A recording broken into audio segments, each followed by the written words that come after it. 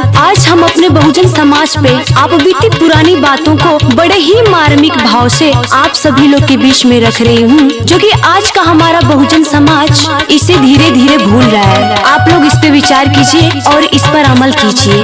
बहनी हम लाचार बहुजन तोहरे करना मामा पे तोहरे काहे नहीं कहरेला विचारन हो जी।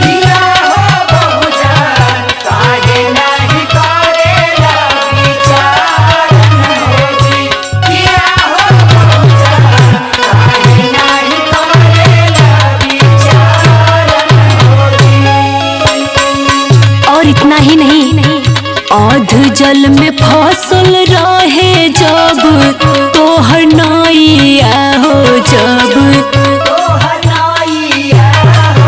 भीम जी लगवले बेड़ा पारन हो जी।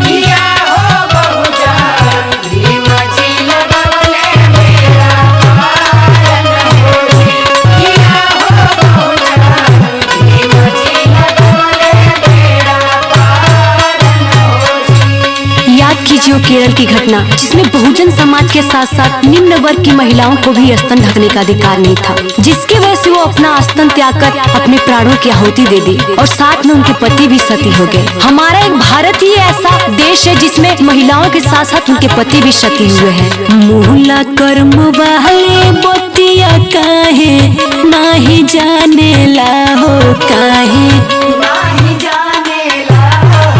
नीच पापी कहिले दुराचारन हो जी।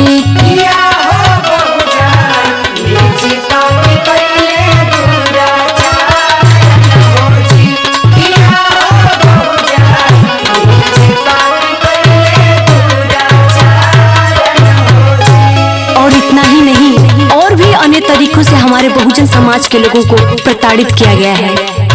शिक्षा बिना तो हो के गुलामी तू करवले गुलामी बनल रहला जीवन भर लाचारन हो जी।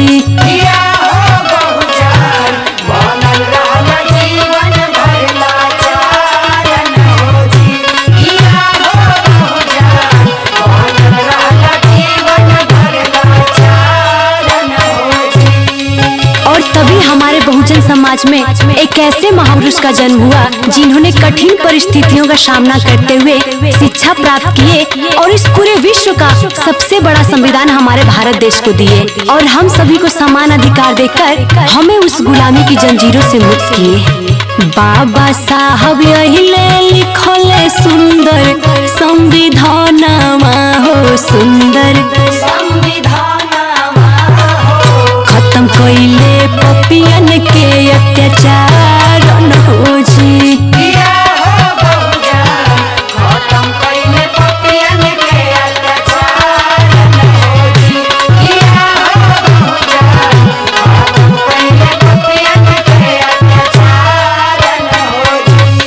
और आप सभी लोग से हमारा यही कहना है कि आप लोग बाबा साहब के विचारों पर अमल कीजिए, शिक्षित बनिए, संगठित रहिए और संघर्ष कीजिए। निशा दुर्गेश चंचल भीम के सरनिया में भीम